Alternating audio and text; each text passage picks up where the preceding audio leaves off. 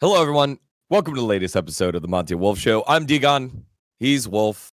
We are back. We have survived the train to Busan and back. We actually sat in first class, which is pretty great. I've never done that before. But now it's going to be hard to go back, Wolf. Now I see the way that you live your life.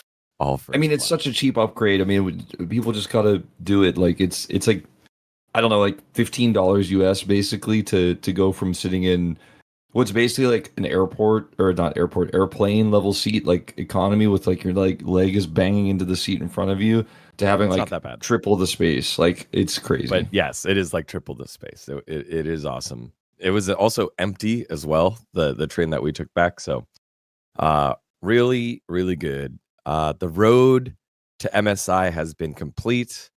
The boys in Busan on the beach are over, and there are two teams left. Not Hanwha Life. I was going to say Hanwha Life. GenG and T1. It was always going to be T1 back in the Sajik Indoor Stadium. It that was always going to be the play. Was it? And yes, it was. Once we were there, I knew. Before we were there, I did not know. But once we were there, it's just a different skill set to play in front of so many fans, and a different skill set to be the away team, because T1 fans, y'all, I know you've heard me talk about teams, professional teams before. I've gone to Worlds. I went to LCK finals last summer, obviously.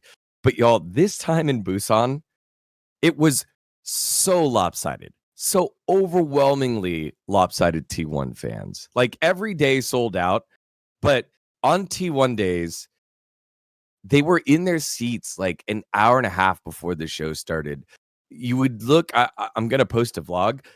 Their line to go to their booth to check in to do the fan thing was packed. Like it looked like it was people trying to go into the stadium.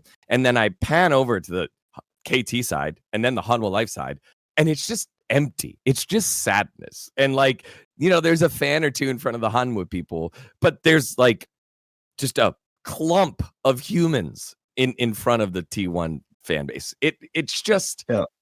It's crazy. It's crazy. To contextualize this further, like for people who might misunderstand dGon and think that like KT fans and Hanwha fans don't exist, when the tickets sell out as fast as they do, and you just have the largest fan base in esports buying your tickets, like you ultimately, when you try to get a ticket as a Hanwha or a KT fan, you might just get owned because there's too many T1 fans. There's too many of them like logging in at the same time.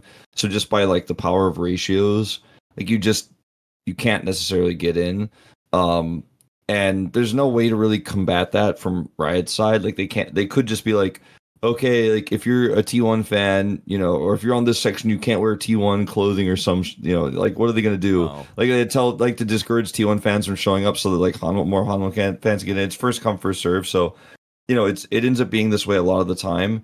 Because I feel like, especially for in Hanwha's case, like they have enough fans now to where like if there was some sort of crazy restriction, they could fill half that arena, but they just don't get the chance to because T1 fans, there's just too many of them. They're signing up. They're organized as well. Like that fandom is very organized. So they know when the tickets are going out. They're sending out newsletters to people like log in at this time, refresh, get your tickets.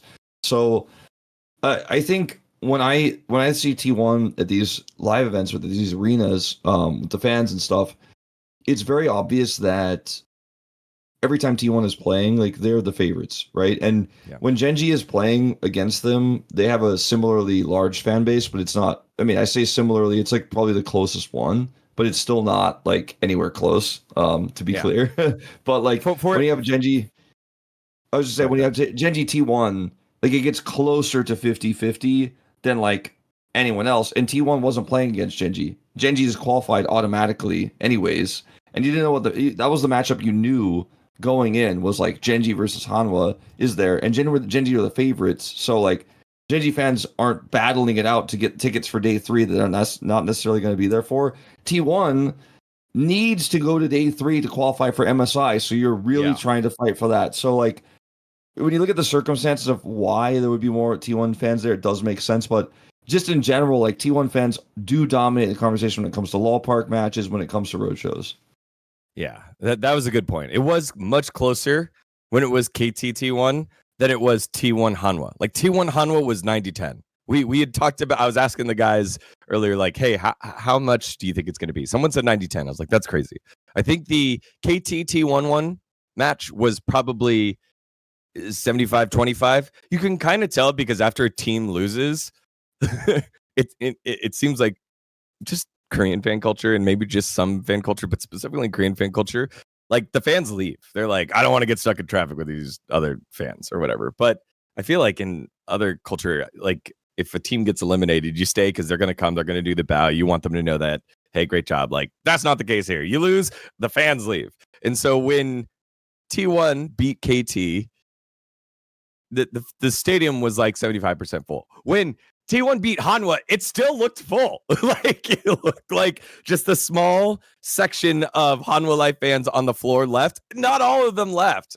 Those were probably the ones that were like fan club protected. So just it's so unique to talk about this experience because one, it is different than other road shows and other places, but then two, the fact that we have a road show allows us to see these things, share the fandom, share it with different communities in different cities. Because, you look at the other finals that don't have this over LTA. It was a pretty fun series. Same thing, MKOI, pretty fun series, but done in the studio. You just wouldn't be able to have this same level of excitement, the same level of stakes, the same level of strategic advantage by being the home team if you don't have a road show. Like I think other teams would do better, Wolf, if it was played in Lowell Park. I think that's true. I also think, when you consider how many times T1 has had this and how well they handle these massive crowds that obviously are supporting them, and like some stuff that you guys can't see, like watching or listening to this podcast, if you've never been to physically one of these road shows, is that like for example, T1 fans, when the players either they lose a game or they win a game, doesn't matter, we go to a break. Right on the live show, you go to a break, we're like, all right, cool, we'll see you guys after a break, then we'll have the space to break down game 2. And then like for us, like it just goes to like a screen with a timer. But when the players walk off the stage to go backstage, everyone is screaming like, you got this, fighting, like constantly. And when you walk back out as well, it's the same sort of scenario where like you have this overwhelming T1 population, T1 fan population, like screaming encouragements at you, like after a loss, after a win, screaming things like, I trusted you, I knew you would do it, stuff like that. And it's just constant. And the group of fans just like never stopping, like, shouting, like physically, not like when you think about cheering, you might think about just like clapping or yelling or something, but they're like actually chanting and cheering, like encouragement, like actual words. And so you see this with like Gumayusi when he came back in, and people screaming, I waited for you, I always trusted you'd be back. When Poby came in for Faker, when Faker was injured, they had like cheers and chants prepared for Poby because they knew he was, a bit out of his element, right? And they're like, it's okay, don't worry about it, that kind of stuff. And I think that's incredibly motivating. I think when you're in a series like this, it's really important, right? It's high stakes. You're the underdog by the analysts, but by every other person in the entire arena, you're not. They're like, you guys are going to get it done no matter what. Yeah, it just a great environment, a great atmosphere. Personally, for me, and I've talked Wolf's ear off about this. The last time I was here was Worlds 2023. I wasn't on a broadcast. I was just covering the matches, doing the interviews, following NRG, and coming back here just meant a lot for me to come back on an official broadcast, to feel like I've done a good job. I think we did a good job. And it was really cool. So thank you to everyone that watched and supported. Thank you to the city of Busan. Thank you to LCK for putting this on. But with that said, I wanted to say all that positive stuff because people will complain about the format and people will be like, there should have been a winner. Oh, you could have like pushed it back. You could have just done one more day at Lowell Park, do one more week. But I think those decisions on how much you're allowed to spend on your LoLEsports season come from way higher up above than LCK. Comes from Riot Global. Comes from Riot itself being like, hey, Esports, here's your money. So each league needs to decide what they're going to do with that money. And I am very happy that the LCK decided to have a roadshow and uniquely because of this format, have it for 3 days that bring four teams, right? Yeah. You're bringing 4 different organizations to be able to experience the fan experience. And even if you're a KT fan, you ended up losing 3-1 and T1 fans or whatever, you had game 1 where you're like, oh my God, we're going to do it. Like, we're going to beat T1.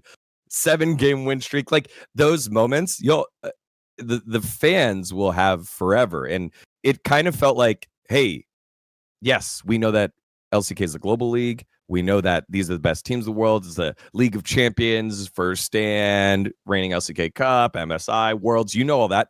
And those teams were here. But this is actually, in this one case, for our fans here in Korea. Physically for our fans here in Korea. And we're proving that there are fans here in Korea because we're selling out the stadium and the fandom was rabid. And it was just a cool thing to have. So yes, format could be better from a competitive standpoint, but this was more of like, hey, look, in a world where viewership is down in different regions, viewership down since last split in different regions, not the case here in the in LCK. To be honest, I think we could have even filled a bigger venue, like yes. Actually a significantly bigger venue. But like then you're getting into logistics of like, we have to move all this equipment, like we have to find a strong partner, like we have to, because it costs so much money to rent these venues out, and that you need to be able to like set up a backup plan for like if people don't show up, or like if KT does beat T1, like what happens on day 3, like was this expense worth it, because we might not have the fans here, not because they don't want to come, but because some of them are like, well, I bought the ticket for this day, but my team's not there, so I'm kind of going to peace out and go back early, and you can't necessarily account for that in this type of format. Whereas, if you did a finals only, which was kind of the historical way the LCK was done, what 2 teams are there no matter what. It's already predetermined. You can guarantee that these fans who are buying the tickets are going to likely be there to watch the final day. But yeah, I think the format stuff, we kind of talked about it a lot on the show already. But at the end of the day, I think everybody kind of got the vibes. I think even within Riot, it may be adjusted next year. Like is what I would say, because yeah, I knew about going in. I prepared a lot of, casting wise, storyline wise. You guys who did watch the cast in English, and not co-streamers and were listening to us, probably, I'm just saying, or maybe you heard me like in someone's co-stream, like my voice that the co-streamer was like shouting over. But anyway, I tried to make the lead into the first series was like, okay, it means a lot. We have all these fans here to see who's going to be Korea's finest, right? Who's going to be the number 1 seed, and then. That kind of felt like the finals, to be honest, to me. The Hanwha GenG series, obviously, it was the best series of the weekend as well. So that was really hype and really cool. When we got into like the weeds of it, I was like, "Oh, is this a finals? What's the pacing of this?" And then on the final day as well, when it was a T1 stop and Hanwha was getting pushed out, it felt like the only way to sell it to me felt like to talk about the tragedy of why Hanwha wasn't going. And I don't know, the vibes are different because it wasn't like you were saying, oh, T1's the best in Korea. They won the whole thing because they were just second, actually, in that moment. Right. After beating KT and then Hanwha the second time. But framing it was hard as a caster, even though I knew before, and I came in, I was like, oh, the vibes feel so different. And I think everybody knows this is not a perfect system by any means. And I don't know what the adjustments will be, but I would expect, because there's been a lot of feedback, and we would go to the after party and the dinner and talk to everybody about it as well. It seems like that's kind of a universal vibe amongst the fans as well, that like there was something missing. Like we didn't have a champion. We had the tickets spinning, but that wasn't quite it. Even for the players, you could tell there was some like awkwardness with that. So maybe not for Ruler, but for everybody else, there was some awkwardness with that. The T1 had to go back and get the ticket, and they like went to the stage for it. Funny, yeah. Like, oh yeah, right. The ticket's the thing. Let's get that. But yeah, I think there'll be some adjustments. The cool thing though is this is not even part of LCK, and we still have our big finals coming up later this year. Yeah, man, it felt like last time Worlds was in Korea, the 2023 was it 3-0 against top LNG. esports, where it just felt like a coronation of T1, and you just couldn't believe your eyes. And we'll get to that series in a little bit, T1 Hanwha. So but we just wanted to give you an overview on the event itself, what it was like. It was a lot of fun. I'm glad we did it. I think all of us were pretty exhausted, and I'm still surprised that you and I are doing this show today because my brain's also kind of not here. But I had a lot of fun. Thank you, everyone, for making it happen. All right. Well, it's time to remind you about our friends over at Into the AM. They get you covered and clothed with every different type of apparel. You've seen us talk about it before. You see me wear my blazers on the broadcast. They've got the July 4th site-wide sale where items are up to 60% off from June 20th until July 7th. And this is in addition to 10% off you always get using our link intotheam.com/LFN. That's intotheam.com/LFN. You can see Wolf right now wearing his graphic tee. I've got a couple of those. Yep, there it is. Beach House Wolf. Rather be there than working, but here we are, Wolf. We're working. But don't worry, you can work comfortably by heading on over to intotheam.com/LFN for 10% extra off their site-wide 4th of July sale. That's intotheam.com/LFN. Thanks to our friends over at Into the AM. I'll be honest with you guys. Like this shirt, I've worn it to the ground. Basically, I wear it all the time. This is my Into the AM shirt that I wear for like what we call in Korea homeware, where it's just like when you get home, you take off whatever clothes you were wearing outside and you put on something that's super comfortable. So this shirt in particular, I'm always wearing around the house. I'll wear it for like 3 days straight. Like it's so comfortable.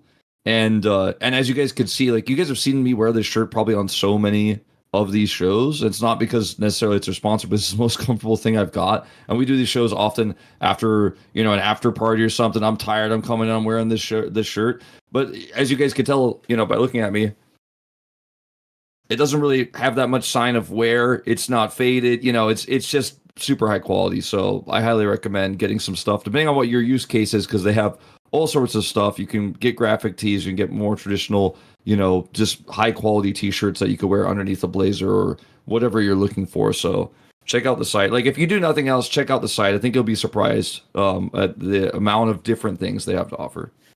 Yeah. Thanks to the homies over at Into the AM. All right. Time to get into some of the matches where,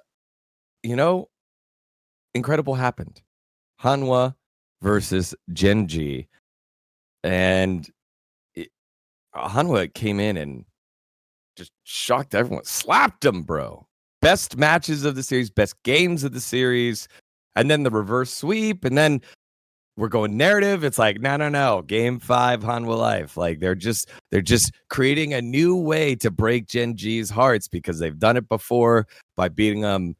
It was like win, loss, win, loss, win. And then it was like win, loss, loss, win, win. And then they were doing the win, win, lose, lose, win. So any way you spin it, I was like, yeah, narrative. They're not going to get reverse swept. Surprise.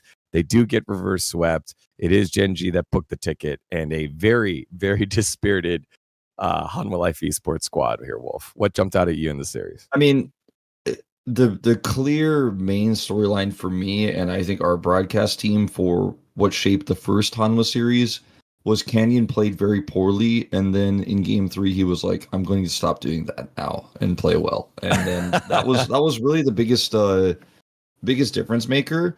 We saw some weird drafts, like, they ended up with the draft with Trundle and Karma in game 2, where you're like, ooh, I'm not sure if this is necessarily going to work. Like, it's great into the Callista with the Ezreal, because you can get that prio back. You have some power with Realm Warp around the map, but you're not a strong side laning champion. Like, you have Ryze, but you're playing into Camille, Like, it was a tricky comp to pull off.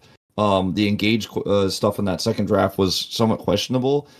And when Canyon was playing the Trundle like he was and very greedily into the Camille comp that they had, it just felt like, yeah, this Ezreal is not safe. You're playing into Camille, where she's gonna lock you down no matter what. And GenG looked out of sorts. And it was after game two that I felt like after game one, it was with the way that the comps worked and how snowbally those types of games will go if one team gets ahead. I was like, well, I mean, this is just going to be how it is. Like, it's just going to be, it was a little bit more back and forth than I expected, but I was like, it doesn't matter. Like, GenG fans shouldn't worry. Like, GenG could have easily won game one.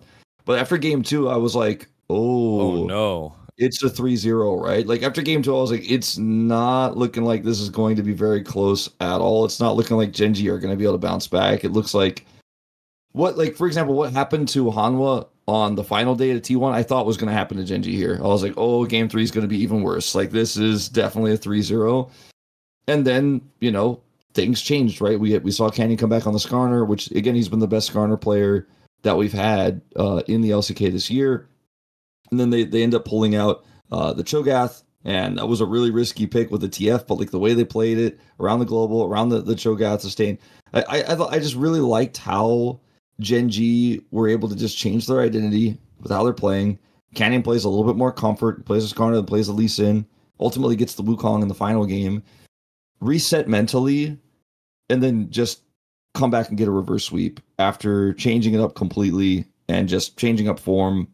And the fact that they had the depth to do it in draft was huge, but also like the mental sort of fortitude, right? The mental resilience to go out 0-2 like that, down, coming in as the massive favorites as well, and also crowd favorites, like T1, not quite the same ratio, but still crowd favorites in this series, and just be like, no, we won't choke here. We got this. Is something that GenG fans have kind of been waiting for, I feel like, for years. Is to see a GenG that can actually just not crack, not choke under pressure. It usually happens internationally, but we've seen it happen domestically before as well. And it's like when you go and send GenG as your first seed internationally, and you're worried about is GenG going to choke internationally, but then you watch this series, you're like, maybe not. Maybe they've actually crossed, jumped a hurdle here a little bit and crossed over that barrier. Maybe they've faced their demons a little bit in this series. I think Hanwha didn't play out the rest of the series perfectly by any means, but like it was a change in form from Canyon and how it affected the rest of the team, its coordination moving into 3, 4, 5 of that series. That was the biggest standout to me. Yeah, and GenG had several standout plays, like highlight plays that I believe that those types of game-changing plays really builds confidence and is something that you can go back to and point at, being like, oh, when the pressure was on and my world-class teammates needed a setup or something to happen, I was able to do it. And for Canyon, it was the 3-man Skarner pincer in the elimination game 3. And then in game 4, it was the late game Lee Sin kick that in front of Baron that set up everyone else to clean it on up. And for a guy like Canyon, who, they're running through everyone in the regular season isn't his issue. It's been recently, over the last several points of his career, these clutch late game moments where he's needed to step up. It was part of that whole like D+ divorce of him and Showmaker, where something needed to change because every year they went from winning worlds to then losing in finals to then losing in semis to then losing in court, right? It's just been a downward trajectory. Yes, they lost in semis against T1 last year, but having those highlight plays in clutch moments in big crowds is something you can build upon. And I'd like to say that we can get, just like we're going to get international Doran, we can get international GenG during the tournament, and they've proved it before at MSI, but to be able to do it here against Hanwha Life, who's had their number in best of fives over the last several, it was very important. I think it was very important. Yeah, I mean, like, when you think about Hanwha's form on the day two, like how well they played the first 2 games, and then like it wasn't a complete collapse in the rest of them. I think they did lose a lot of momentum, and they weren't playing as well as they were in the first 2 games for the rest of the series, but GenG were just kind of they were being more creative. They had more cool angles, like I said, the canyon angle on the Lee Sin, and that big fight. And then they pull out the Zoe in the end. Like they were just more creative going into the final moments. But Hanwha and GenG at that moment, if you were like, okay, cool, so this was the battle to decide first and second seed, it would be like, wow, like the difference between first and second in Korea is so small. You'd be like, it was a really close series. It was a reverse sweep, but it went to 5. We're happy to send both.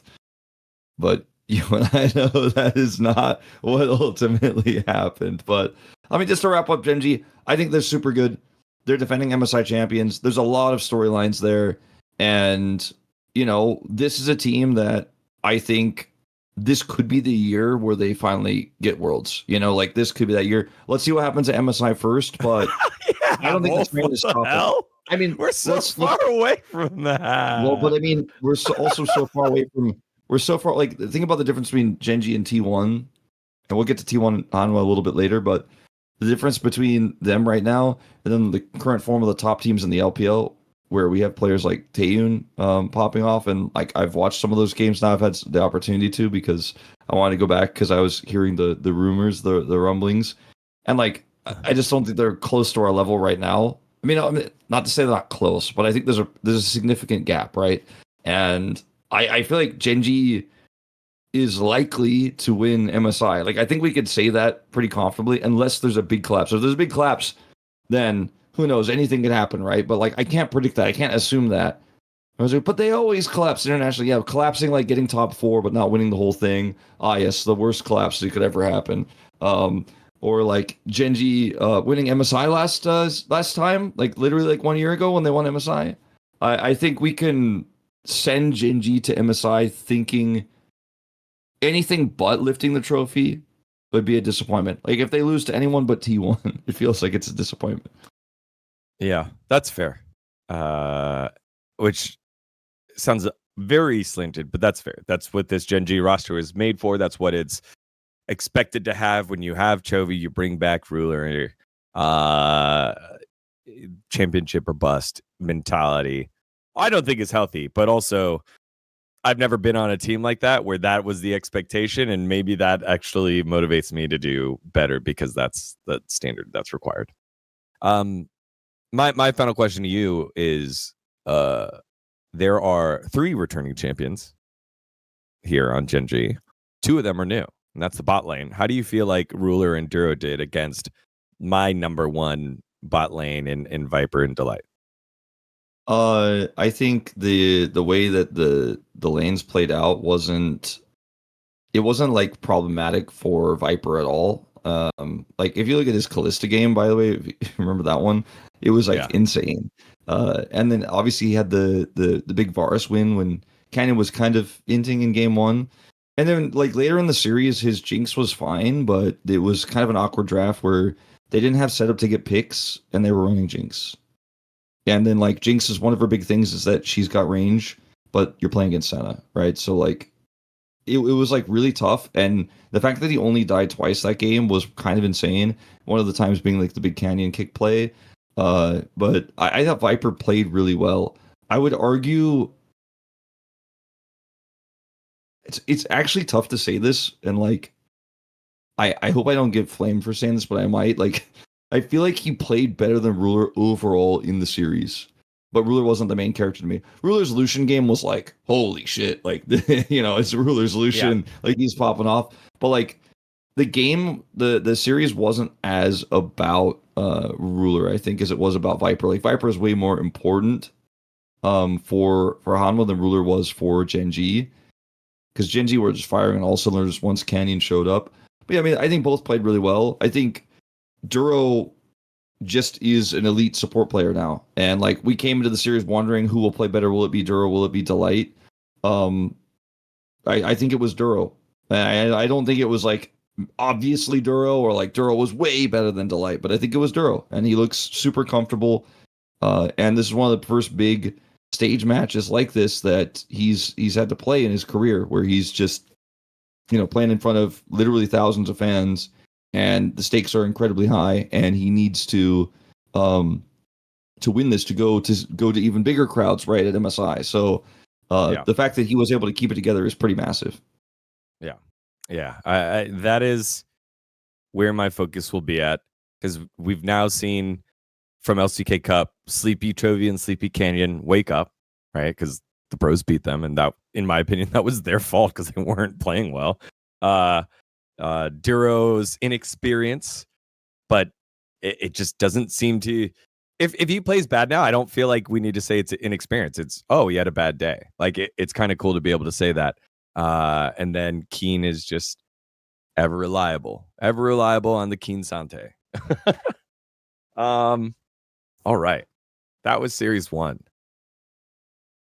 Is it time for series 2? No, it's time to tell you about these headphones that I'm wearing. It is the Turtle Beach Stealth 700 Gen 3. Let me tell you, I had a little oopsie, had to get a new one, and it is the newest, latest model. You can see nice little foam here on the inside made out of leather, so ears don't get sweaty. They are hefty, but not heavy, if that makes sense. I feel like that's good in my case, because sometimes drop it not going to break. They provide the cross-play dual wireless transmitter system, which means you could seamlessly change between console and PC. Can connect to your phone for music streaming or taking calls while gaming all at the same time. It is a great wireless headset. I use it. I spent my own money to get the second one, so I don't know how much more of a vouch I can put than that. And let me tell you, they don't just have amazing headsets. They have every other gaming accessory you could ever want for high quality at prices that won't break the bank, from flight and racing sims to controllers. Turtle Beach is the ultimate cheat code. So head on over to turtlebeach.com and use our code Monte Wolf to get yourself 10% off your entire order. That's turtlebeach.com using the promo code Monte Wolf for 10% off your entire order. They ask you where you heard us or heard about us, heard about them. Tell them it was from us that we sent you. Support the show while making sure you're geared to go. Thank you to our friends over at Turtle Beach. All right. Time to get into KTT1. Now, this was the one where KT had yet to lose in the road to MSI. And I think we were split. I think we were split on KT roller coaster believers against T1. There was, it was like it was 8 to 6 or something like this, or 7 to 8, yeah. or 8 to 7, something like. KT had a slight edge, but it was like the slightest edge in terms of predictions. And global side, I think we were pretty KT pilled. Like most people were on the KT side on the global broadcast, but on the Korean side, it was a little bit more T1. This weekend, this tournament, to me, was a really big reminder that if even one person underperforms in a 5-man roster of League of Legends, everything can fall apart. Like, it was Canyon in the first series that was underperforming, and then he shows back up, and it's like night and day, right? And for KT, it was perfect. Perfect did not show up. Yeah. Oh, yeah, my middle finger stuck. Or I guess he did it this way. My ring finger stuck. I like Perfect the swagger. He had a real rough series. He choked bad. He did not play well. His Rumble performance was like, it's Perfect's Rumble, man. Like, I know, we were like, it's his Rumble. And he had built Rocket Belt for some reason. Like, which gives you kind of an escape, I guess. And it's kind of useful versus Akali, but not really. Like, I didn't really like that build. Anyway, I gotta say it, like, because I was big upping Perfect. We were like really excited about him at the end of the regular season, or at the end of round 2, and we were like, oh yeah, he's peaking at the right moment. You know, they got Legend Group, and we had that whole documentary thing. Like, it's a mini documentary, like teaser, I should say. Yeah, where he's just like, yeah, I acknowledged I was bad. I got replaced for a second. I came back in, and like, everything was leading up towards like, this guy is going to be the main character, which is really sad because BDD was, and he has been all year long. Like, like it's kind of sad that Perfect overshadowed BDD in that opening. Like they chose him. I thought it was a cool. Like don't get me wrong, I thought it was a really awesome teaser. But like results wise, we can look back and be like, well, but like Perfect stepping up and having that Jace game and getting the Legends group is really hype and it's really cool. But it didn't. In no moment in anyone's mind did we go like, oh, I guess Perfect's the best player on this team now. I guess he's the guy. We were like, okay, so he's not a hole in this team anymore. He's not inconsistent. He's not unreliable. He's in fact now getting to be clutch. Like he's now actually making the big plays. So this is no longer a weak point for KT, is what we all felt. We weren't like trying to say Perfect is like the best top laner in the road to MSI or anything like that. Like he's not Keen. He's not Zeus, right? He's frankly not Doran. And Doran showed him, oh, you are definitely not Doran in that series. And he ended up getting POM back-to-back POMs Doran got, but this was the first ramp-up against Perfect. And it's like he just consumed Perfect's soul to like just continue to be like this insane, unstoppable force. And BDD, you look at BDD's KDAs in these games, by the way, like he had an insane performance on the Rise, right? And then Ari, he's 9-4, while the rest of his team are killless. The BDD has 9 fucking kills. Perfect 054, Cuz 047, Duckdom 073, Peter 055. BDD 9 kills, no assists. I got every single kill. I did everything, and it still wasn't enough. And like, I feel so bad for BDD because he's having a great year. He's had, frankly, outside of his Nongshim roster, pretty much been a consistent top 3, top 4 at worst mid laner over like since 2020, basically. And he's like, maybe I'll go to MSI when no one expects us to. Not gonna happen. Nope. Not gonna happen. BDD got the VTuber experience. You can link it here. Nice gamer. 071031081. What the fuck? Send it Tapanuba. Perfect Tapanuba. Fuck bitch Nuba. Like that tweet did numbers and could not be more applicable because it was in like a packed stadium elimination, series, and BDD's popping off like he's done all season long, and the clock struck midnight and his teammates turned back into pumpkins, man. Also, that game 1, Duck Dom Callista, T1 was like, sure, pick whatever. Guma will just play Corki and stay further away. And Duck Dom actually didn't pick on the Corki. He had the pick on Elise where like Carrie was just randomly in mid lane a little too far up. Duck Dom's like, I can kill you if you don't cocoon me. You missed your cocoon, you're dead. We're going to take Baron. Now we're going to take control of the game. And then has a big team fight around the Drake pit to close it on off. Duckers was real. Duckers was like legit. Going up against one of the best bot lanes in the world. Perfect. I mean, God, we build this matchup to be like Zeus versus Bin. And in reality, it was literally Doran versus Perfect. I mean, anything, Doran looked like Bin and Perfect looked like Perfect. Old Perfect. I mean, like, honestly, if you like had nameplates off and you walked in, you might have thought, like, is this Doodoo? Is it Morgan? Like, you know what I mean? Like, it's yeah. It just didn't look like the Perfect we literally just watched a week before at all. And I think, frankly, he choked. Like, this is his first big match in an arena like this. Yes, he's played in like big challengers games, but a big challengers game is like smaller than a normal LCK game, and this is like the first time where he had to perform in front of a crowd against a really insane team. Where, by the way, you are the massive underdog in terms of fan expectations. Like, you're not the underdog in the series necessarily. You're 50-50 basically. I mean, technically I think they were in terms of the official analyst predictions, but it was close enough to where calling them an underdog almost feels negligible. Overdogs is just like dishonest.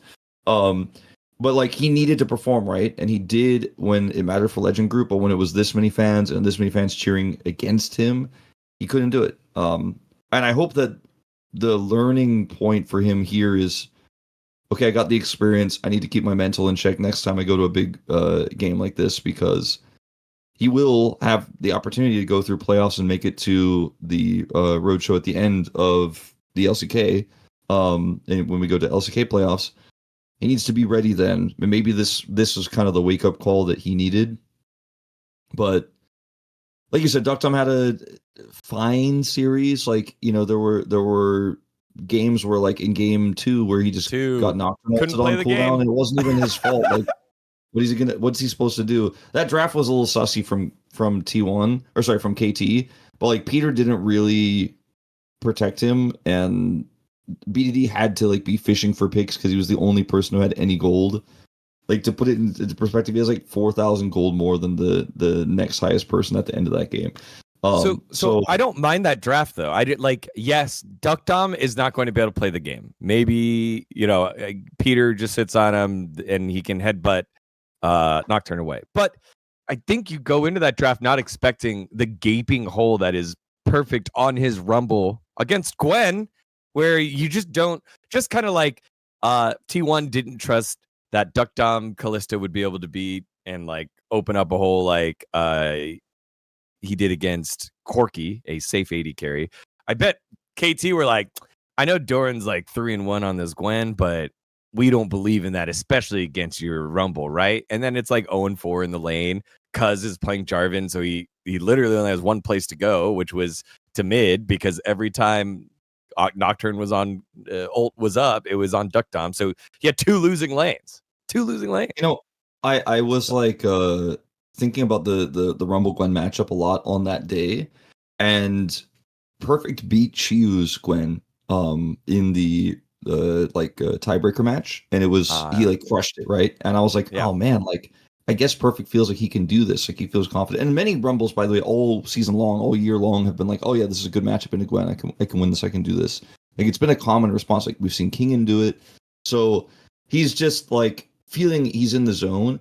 And when you think about the nameplates, you're like, oh man, it's Perfect on form right now on his best champion against Doran. Like, of course Perfect will get it done. Like, surely.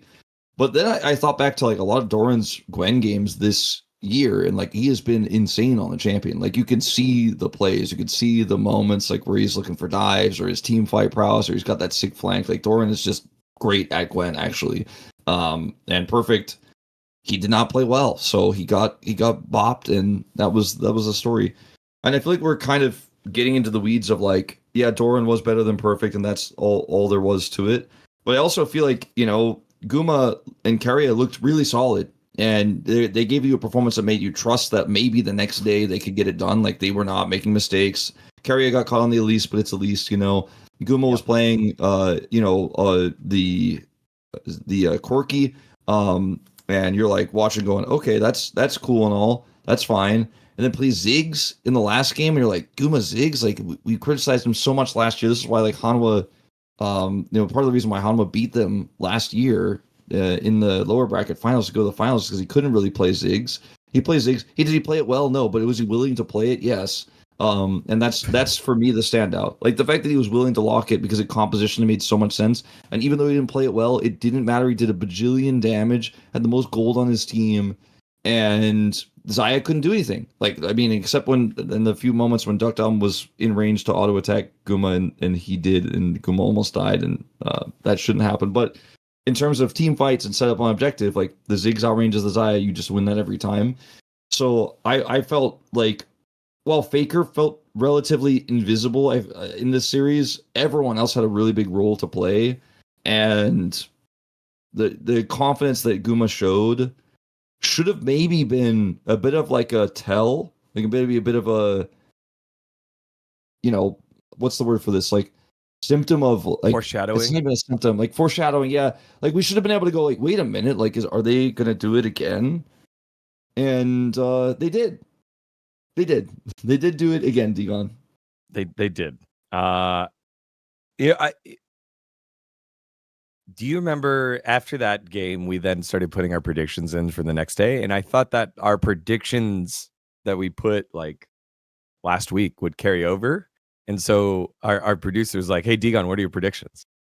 And I was like, oh, we're not just keeping that, because I definitely had Hanwha 3-0 over T1. But then after watching it, being in that stadium, and I think the pick that surprised me the most wasn't the Ziggs, because holy shit, you could just leave that open against Guma. You remember 1450? I looked it up. 1450, he ults himself with the Ziggs bomb. Yeah, he did do that. In like mid river. He did do that. So I don't think you're worried about his Ziggs. It still doesn't look elite. It was Faker's Akali into the Ahri. I loved that. Like, we hadn't seen Akali in a little while, and definitely not into the Ahri in a little while. Ahri's just had a lot of straight up matches. But that was cool. That was the game where Faker was not invisible. That was the game where Faker was not invisible. The other one's a little bit like less impactful in my opinion, but that was the good Faker game. The VDD Faker 1v1 in between turrets was one of my favorite moments of the whole weekend. Honestly, that was great. So from there, I went ahead and flipped my prediction to T1 3-2, and boy was I wrong, because just that day there was a sense that we were going to get another great match, Wolf.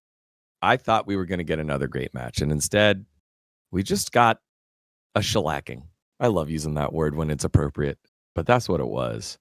A shellacking, man. Well, I mean, I watched T1 play that series, and I saw how Hanwha kept things close against GenG, and I saw some of the moves that we saw from T1, like the level of play we saw from Guma on the Ziggs. Some of the things that happened with Faker there on the TF, where eventually he was able to get stuff done, but like in the mid game was, again, relatively muted. When you're playing TF Camille, I thought he could have made a lot bigger of an impact, and Faker's known to be like a great TF. It was not like he had a bad game. I just felt like I expected more from Faker.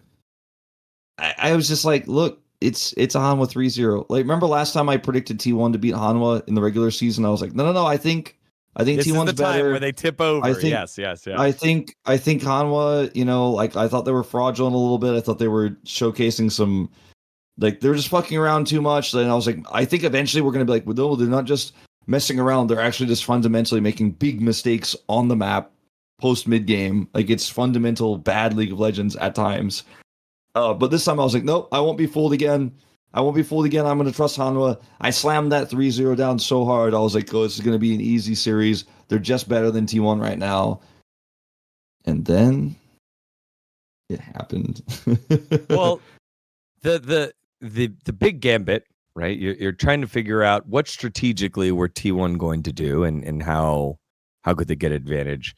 And the clear thing was leaving Vi open on red side in game one, and letting Peanut have it so that Doran can get Gwen. And then it was Vi Ahri.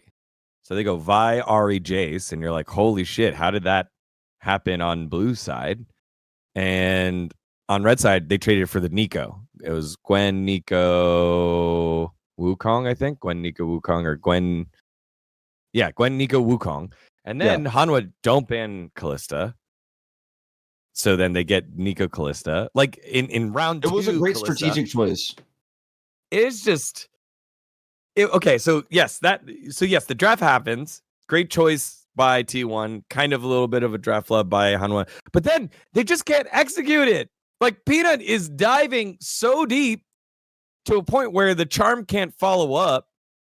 And then that happens twice, maybe 3 times, I think.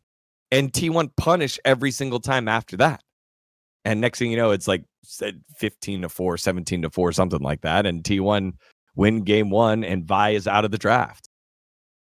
Like, Peanut going in on the Dragon fight, the Herald, or the Grubs fight, those 2 plays were just completely... Blue buff and the Grubs.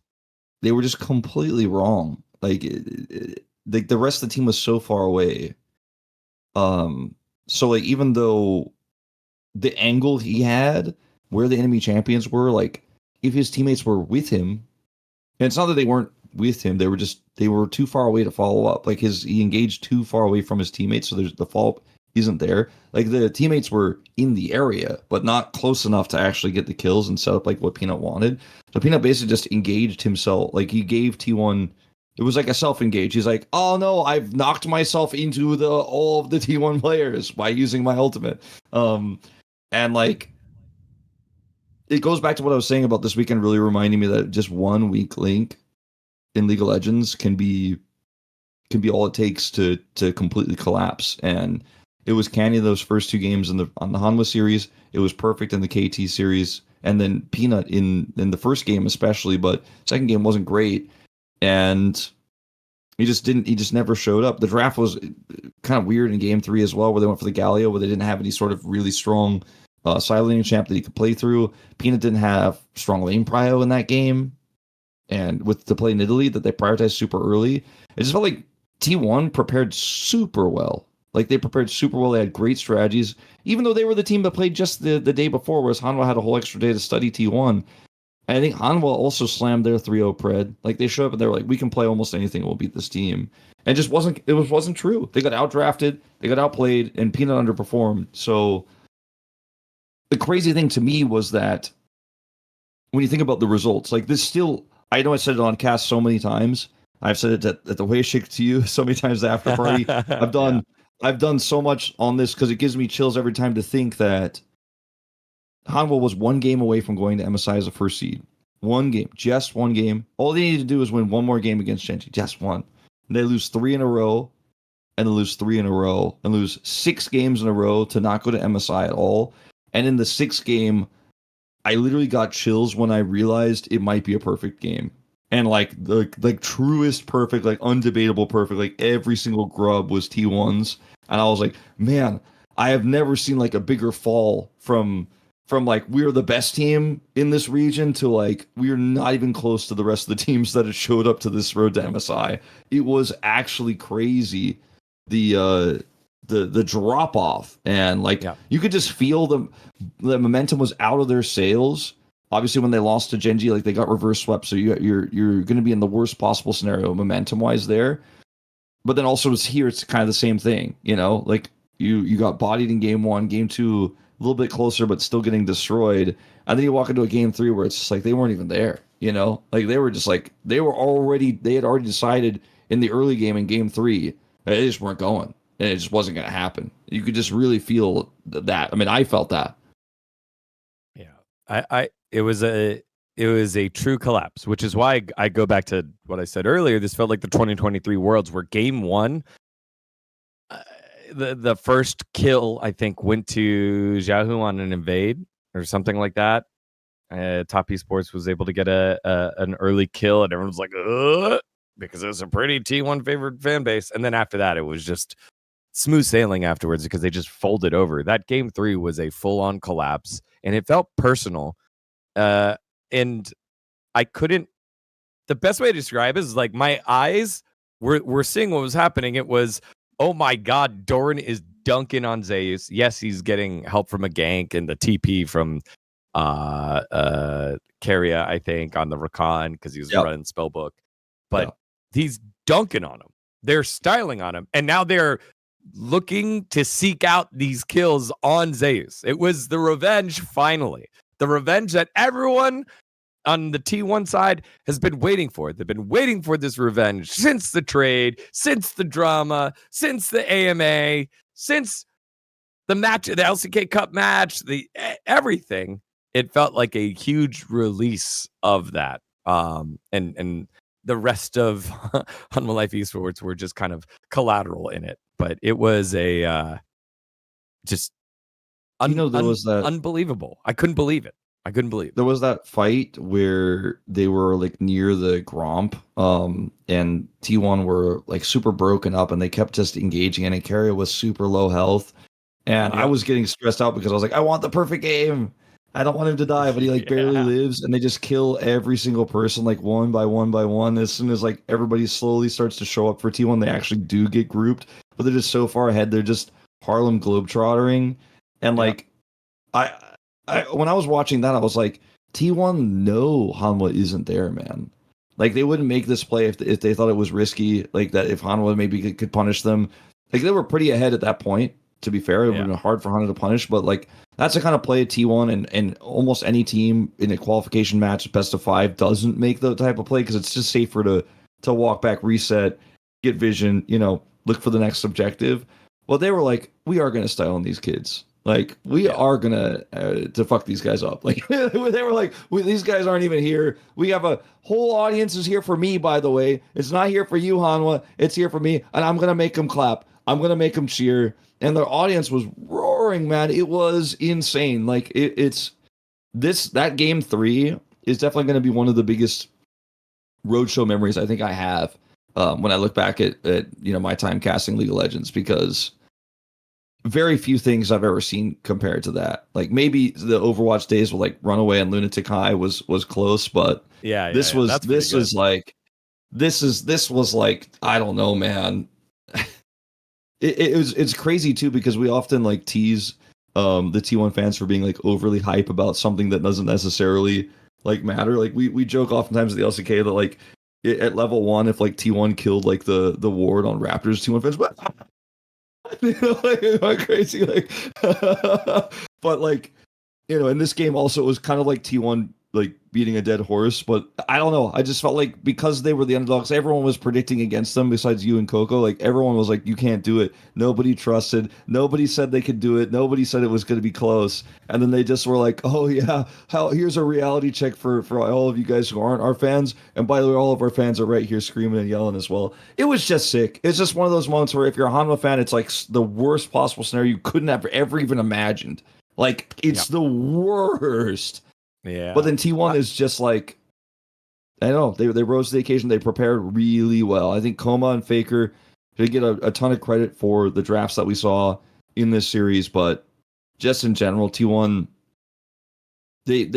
like if they had won and Hanwha choked like this, but T1 didn't look super good and super prepared, I'd be like, oh god, now we have T1 and MSI, and they're definitely worse than Hanwha, so this is bad for the LCK. They just randomly upset on the day. It didn't feel like that. It felt like T1 knew what they needed to do to get better and be the better team. Yeah, for real. Yeah, like, is it on the day? Yes, it's on the day. If we played, I don't know, 10 series, how many would they win? Maybe like 6. But maybe if they didn't play after just Hanwha getting boomed and reverse swept by GenG, there are a lot of maybes there. However, my thinking now is T1 just defies rationale. Like this magic thing, they just do this thing, Wolf. Why do we keep predicting against it? I'm going to predict for it when it comes to the stakes, when it comes to international. And then, maybe they don't win Worlds again this year or whatever. That'll be the time that I'm wrong. But during regular season, give me GenG, give me Hanwha. If they're the better team in form, I'll trust my eyes. But once we get to stadiums, just put it in pen. Give me T1. Like I can't. The fans are going to travel. They're going to travel to Vancouver. They're going to travel to China. They're going to be there. And so there's always going to be that home team feel.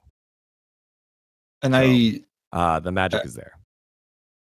I think that it's why this team has, obviously T1 has been a popular team forever, like since the Brood War days, but I think it's part of why like the fan base has kind of exploded almost to an exponential level over the last few years, is because they just keep getting it done. You know what I mean? Like they just keep surprising people. They just keep winning these matches that people don't expect them to. And they're doing it while like sometimes dominating in regular season, like reinventing the bottom lane meta, Guma and Keria did. Sometimes bombing out at the end of summer and looking like one of the LCK's most mediocre teams, and then barely qualify, barely go to Worlds, then win the whole thing, right? Like they just keep doing stuff like these incredible feats that makes you feel like when you tell other people as a fan of T1, I trust them. Like for a while, like sometimes in those moments, I would look at those fans and be like, well, you're kind of delusional. Like, but I'm like, no, actually they trust and and T1 keeps delivering, and it must feel really good to be a T1 fan. You know what I mean? In these moments, these are like the moments where you can say, I'm a T1 fan, not just because Faker was the GOAT and I followed him from the beginning. We go like, no, I just love this team. And people have been following this roster sans Zeus, right? Like, we're Doran rather, Zeus leaving. for so long too. It's like every other major team has had some pretty big sweeping changes, and T1 has just stayed the same roster for the most part. So it's just like a fairy tale almost, it feels like. But when you have enough money to keep this roster together, and you have an insane coaching staff and a great facility, and you can keep competing at the highest level, and the fans are always on your side, it feels unfair almost. But I don't know, it's a really cool thing that we're watching here. And should we have been like, were we surprised? No, but should we have maybe voted for the Magic? Should we have predicted for the Magic? Should we have predicted for like what we know could happen? Only dGon was a knower. I keep thinking they're not gonna do it, and they do it. Yeah, and I give up. I give up. Like, you got it, T1. It's just, I feel like this is like a whole nother episode, but the fans see themselves in T1. They see winning. They see triumph in front of doubt. They see so much of themselves in T1 and T1's players, in T1's play, in T1's games, and T1's memories. And they're going to keep doing that in Faker. And now in Doran, because now Doran has had his like step up hero moment. And I think they're just going to keep doing that until this roster breaks up. And as we saw with Zays, there are multiple reasons why you would want to move on. Maybe it's more money. Maybe it's more agency. Maybe it's, curiosity. Maybe you think the grass is greener. Maybe you don't want to deal with a lot of like the non-gameplay BS because that's what you thought at the time is what you wanted.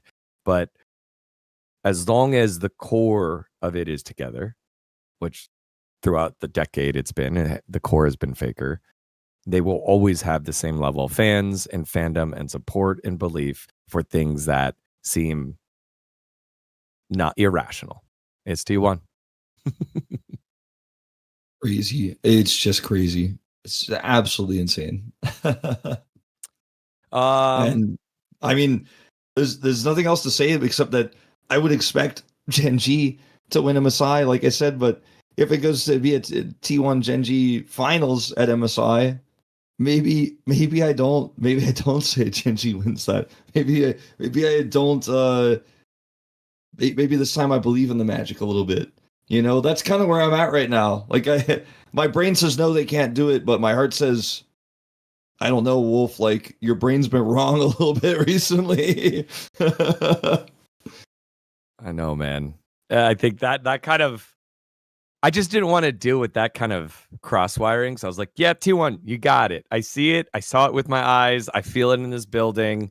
They are 4-0 in this building. I was here for every single best of 5 T1 is played here because I was there in 2023. I was also there in 2023. I just knew. So now that was the time where I predicted against T1, and then fans chased me around Busan. That did not happen this time. Nobody was mad at me this time. Everyone was celebrating. I was surprised how few fans we ran into on the train, but maybe it was because we were in first class. We know that the rich fans actually flew to Busan. We also took a late train back, so I think probably a lot of the fans were gone by the time we got our like 3.5 or what 3.5. I'm literally speaking Korean and English. 3:30 train. Oh wow! 3-hour half train. Yes. All right. Well, hopefully you enjoyed our recap here of it. T1 and GenG are the representatives as they win the best named tournament on Leaguepedia. The best named tournament on Leaguepedia when it shows how they qualified. Because we have LCK Road to MSI 1, whereas LPL's is LPL Split 2 number 1 and number 2. LEC Spring 1 and Spring 2. LTA North Split 2 number 1. South Split 2 number 1. LCP Midseason number 1 and number 2. Yeah. LCK Road to MSI. That's right. They join Anyone's Legends, BLG, Movistar Koi, the number 1 seed. That's so crazy. And G2. FlyQuest, toppling Cloud9. Sorry if that's a spoiler. Furia, toppling Pain Gaming. Sorry if that's a spoiler. And then returning from international as the Flying Oyster and GAM Esports, Vietnam Stand Up, TK Nguyen back on the international stage, Levi on the international stage, Karsa choking it with Talon, and we'll have to sit there and wait for, I guess, split 3. I don't know what LCP calls it, but yeah, have fun in Vancouver. Any final words here, Wolf? No, I'm looking forward to MSI. I think we're gonna have another LCK champion. I hope so, because we're kind of winning worlds a lot in a row, but we're not winning as much MSI in a row yet. But maybe this time, GenG or T1 will get it done. Man, we've just got some crazy. I know this sounds like very nerdy, but we've got some crazy great coaches going as well, right? We have Coach Kim, who's like done everything that he can over the last like 3 years with GenG, Koma and Mata and Tom, Tabe, who wins another LPL championship with a different team. Probably, I think, the 2 of the greatest coaches in the history of League of Legends going with Tabe and Koma. Big Way, who's been there for a while, / Easy Hoon, coach for Billy Billy. Not for Movistar Koi. Sorry, Melzet. Dylan Falco, one of the best coaches in the West, with G2. Nuke Duck and Mithy. Mithy was running all those Cloud9 teams for a long time. Think Card. He's the architect of the NRG sneaky run. He moves down to Brazil and now coaches this Furia team that has players that no one's ever heard of before to make it to their first international event. Chowie, we know what he can do running Chowie. that 6-man roster. And then Archie, who's Saigon Joker's longtime Vietnamese greatness. So, like, other than Melzet and Zeph, sorry guys, and maybe Nuke Duck, but I mean, even then, Nuke Duck's won with 100 Thieves and just has international experience and has been playing the game since Lemon Dog days. It's stacked. Like, its storylines up and down. It's going to be so fun. I really wish I could be there in Vancouver. Not going to be there. And then the smallest note here, Wolf, because T1 has a invitation as the reigning champion to EWC, the LCK is bringing to other teams. So that means GenG and Hanwha will both be going to EWC. The triple. Yeah.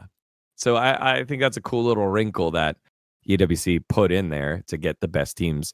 And then to get to 12 teams. So it's all the teams from MSI plus Hanwha. And also the North number 2 seed is going. So Cloud9 is also going over to EWC. So MSI, EWC seeds set. For everyone else, it's enough time to test out new rosters, test out new coaches in the case of Bro, and refresh and renew. But for now, the road to MSI is over. T1, GenG, your representatives. It was a great time for all, and hopefully you all enjoyed it very much. If you're reading this or watching this, make sure to take the time to watch the video. It really helps us if you could watch our show on YouTube. Leave comments, check out our sponsors, like and subscribe to the Last Free Nation Network. And yeah, thank you all so much for watching, and we will see you next time for more LCK coverage. Bye-bye.